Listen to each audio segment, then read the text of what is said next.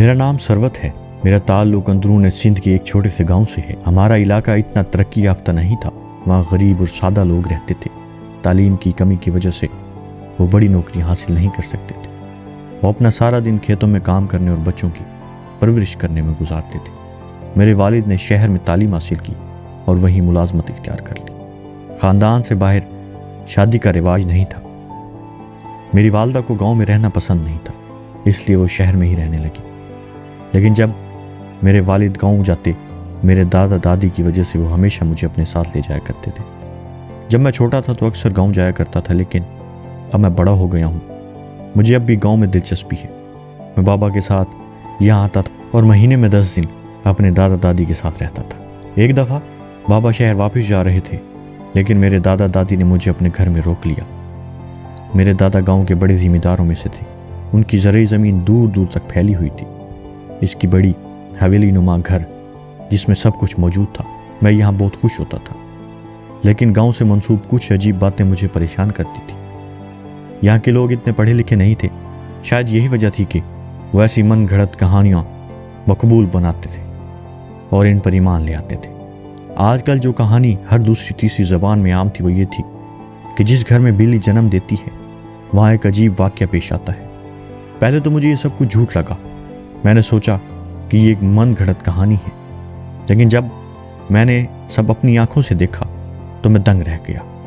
ये एक ऐसा वाक़या था कि मैं इस तरह के किस्से कई बार सुन चुका था, लेकिन जो सुना था उस पर यकीन करने को दिल नहीं करता था। हवेली की मुलाजमा रोज़ कोई ना कोई खबर लाती। वो सब आंखें बंद करके ऐसी तमाम बातों पर यकीन कर लेते थे, और इनमें मेरे साथ ऐसा कुछ नहीं था।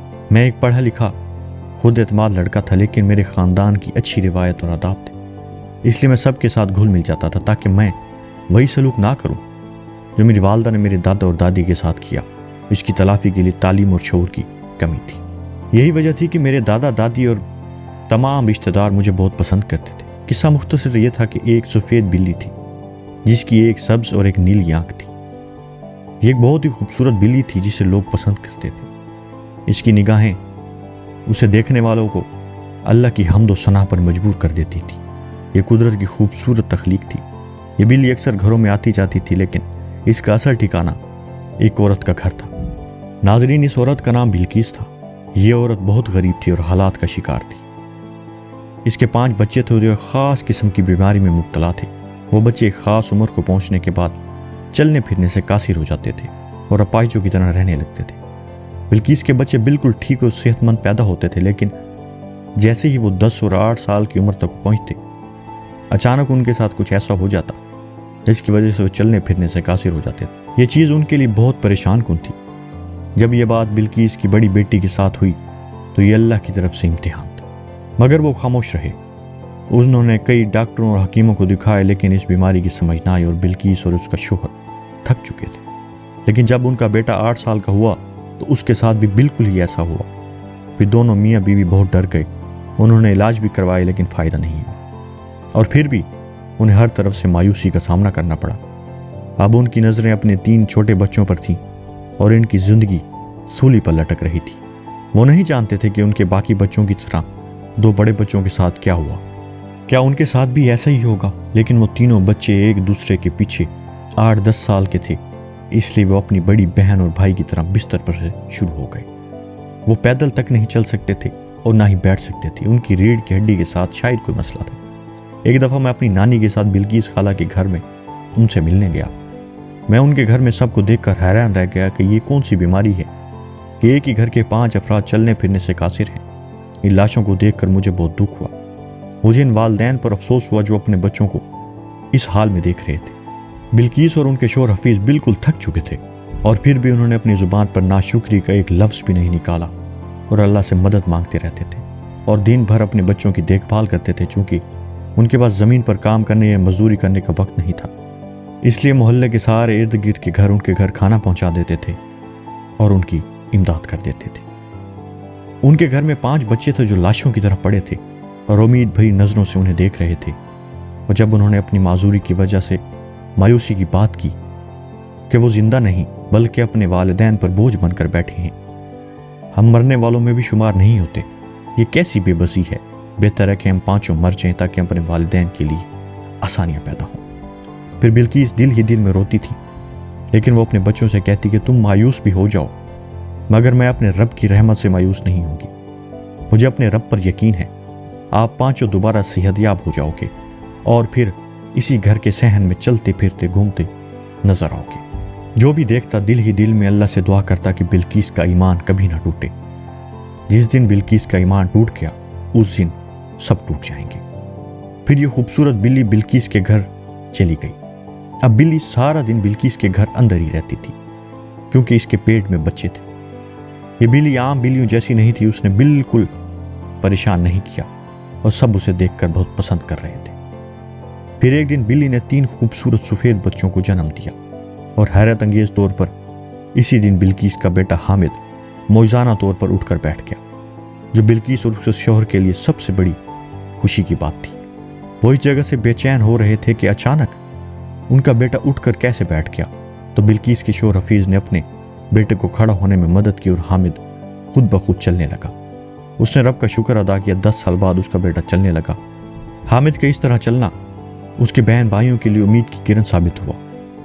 وہ بھی بول رہے تھے کہ کیا حامد چل سکتا ہے تو ہم بھی دوبارہ چلنے کے قابل ہو سکتے ہیں۔ سارے گاؤں والے بلقیس کے گھر جمع ہو گئے، سب حامد کو دیکھ کر حیران اور خوش ہو رہے تھے اور ہر کوئی دیکھتا اور تعریف کرتا۔ اب حامد بھی اپنے بہن بھائیوں کے لیے چھوٹی موٹی نوکری کرنے لگا، لیکن اس کے والد نے اسے کام کرنے سے منع کیا۔ اب حفیظ کے چچا نے بھی دادا کی زمینوں پر کام شروع کر دیا کیونکہ حامد اب گھر میں بلقیس کے ساتھ تھا۔ لیکن حامد نے مشقت والا کام نہیں کیا کیونکہ وہ طویل عرصے کے بعد بیماری سے بیدار ہوا تھا تاکہ دوبارہ بیمار نہ ہو جائے۔ 6 مہینے گزر گئے اور سفید بلی پھر امید سے تھی۔ اس نے رات کو ایک ساتھ 4 بچوں کو جنم دیا۔ بلقیس بہت نرم دل عورت تھی، وہ بلی کے بارے میں بہت سوچ رہی تھی، ہو سکتا ہے کوئی نیک عمل اللہ تعالیٰ کو پسند آئے اور اس کی آزمائش ختم ہو جائے۔ وہ بلی کے معصوم بچوں کو کپڑا دے رہی تھی کیونکہ سخت سردی تھی۔ پھر اس کی چھوٹی بیٹی کو کھانسی آنے لگی اور اچانک کھانستے ہوئے اٹھ گئی۔ بلقیس خود سے چیخ پڑی تو حفیظ ڈر کے مارے نیند سے بیدار ہو گیا۔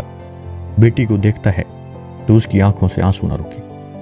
پھر حفیظ نے پہلی بار بلی کے بچوں کو دیکھا اور سوچ میں پڑ گیا اور کہا کہ بلقیس تم نے ایک بات نوٹ کی ہے، جس دن سے اس بلی نے پہلی بار بچوں کو جنم دیا ہے حامد کھڑا ہو گیا، اور آج جب اس نے دوسری بار جنم دیا ہے تو فائزہ چلنے لگی ہے۔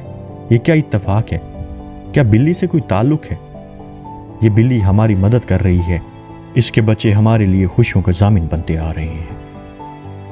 بلقیس اپنے شوہر کی بات پر چونک گئی اور بلی کو غور سے دیکھنے لگی اور اس بلی کو عام بلی نہیں سمجھی۔ بلقیس بہت خوش تھی۔ اب وہ بلی کے بارے میں مزید سوچنے لگی کہ وہ دور نہ ہو، اور یہ بات پورے گاؤں میں جنگل کی طرح پھیل گئی۔ جب وہ سفید بلی بچوں کو جنم دیتی ہے تو بلقیس کے گھر میں ایک فرد تندرست ہو کر چلنے لگتا ہے۔ اس بلی کے بارے میں کوئی خاصیت تو ہوگی، یہ کوئی عام بات نہیں ہو سکتا ہے۔ اس بلی میں کوئی جادو یا کوئی فرشتہ ہے جو بھیس بدل کر آیا ہے۔ ایسی ہزار باتیں خاص و عام کی زبان پر چل رہی تھیں اور حویلی کے لوگ بھی اس بلی کو دیکھنا چاہتے تھے۔ اب سب چاہتے تھے کہ وہ بلی ہمارے گھر اور ہمیں کوئی مافوق الفطر مدد کرے۔ جب دادی نے ان کی بہو بلقیس خالہ کے گھر مبارک دینے کے لیے جا رہی تھی تو میں نے بھی ان سے کہا کہ میں بھی آپ لوگوں کے ساتھ چلتا ہوں، مجھے بھی لے چلو۔ اور جب میں بلقیس خالہ کے گھر پہنچا تو یہ دیکھ کر حیران رہ گیا کہ یہ جھوٹی کہانیاں نہیں، کوئی من گھڑت کہانی نہیں، بلکہ دراصل خالہ کی چھوٹی بیٹی اور بڑا بیٹا چل رہے تھے۔ اور بلقیس خالہ بہت خوش تھی اور ان کے باقی بچے یہ انتظار کر رہے تھے وہ بلی دوبارہ کب جنم دے اور وہ ٹھیک ہو جائیں۔ راستے میں خالہ نے بلقیس خالہ سے بلی دیکھنے کی درخواست کی۔ بلقیس خالہ بلی کو لے آئیں۔ جیسا کہ ہم نے سنا تھا بلی بالکل ویسے ہی تھی، ایک نیلی اور سفید آنکھ خوبصورت بلی ہم سب کی طرف دیکھ رہی تھی۔ بلقیس خالہ اور حفیظ چچا ہر وقت بلی کا خیال رکھتے، کیا اس میں کچھ تبدیلی نہیں ہے؟ آخری بار جب میں ان کے پاس آیا تو ان کے 5 بچوں بستر پر پڑے تھے۔